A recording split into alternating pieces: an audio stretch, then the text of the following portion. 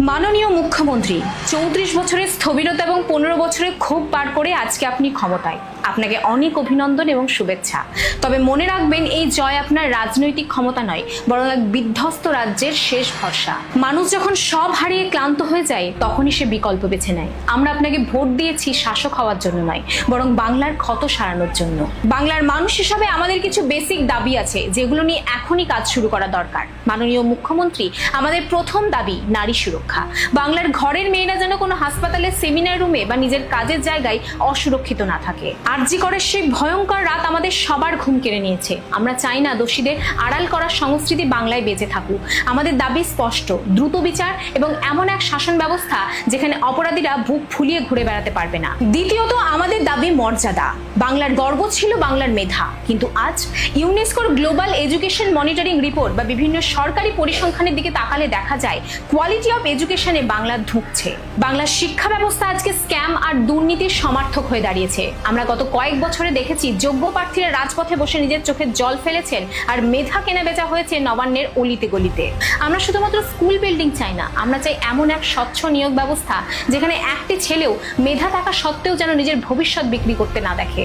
আমাদের পরবর্তী দাবি স্বাস্থ্য। আধুনিক চিকিৎসার জন্য কেন আমাদেরকে চেন্নাই বা ভেলোরে ছুটতে হবে, এবং সরকারি হাসপাতালগুলোতে কেন রোগীদেরকে মেঝেতে শুয়ে থাকতে হবে? নার্সিং হোমগুলো চড়া বিল মেটাতে গিয়ে বাংলার মধ্যবিত্ত পরিবারগুলোকে আজও ভিটামাটি বিক্রি করে দিতে হচ্ছে। আমাদের দাবি হাসপাতালগুলোতে রেফার রোগ বন্ধ হোক, ওষুধের কালোবাজারি থামান। গ্রাম বাংলার ব্লক হাসপাতালগুলোতে পর্যাপ্ত ডাক্তার এবং অক্সিজেনের ব্যবস্থা করুন। স্বাস্থ্য যেন কোনো প্রিভিলেজ না হয়, ওটা যেন পরিষেবা হয়। চতুর্থ, শিল্প।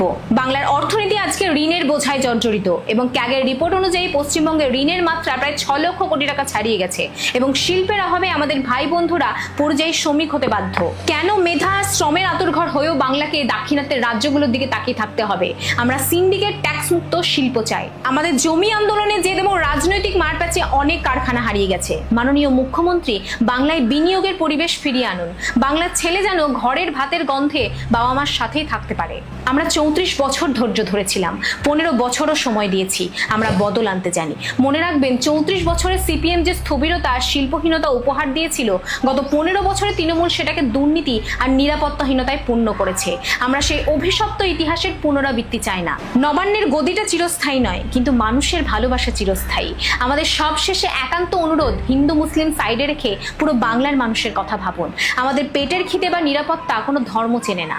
রাজনীতি থাকুক রাজনীতির জায়গায়, কিন্তু আপনি যেন সবার মুখ্যমন্ত্রী হয়ে উঠতে পারেন। আমরা ৫ বছর পর আর অন্য কোনো দরজায় নক করতে চাই না। আমাদের এই আর্জিটুকুই রইল।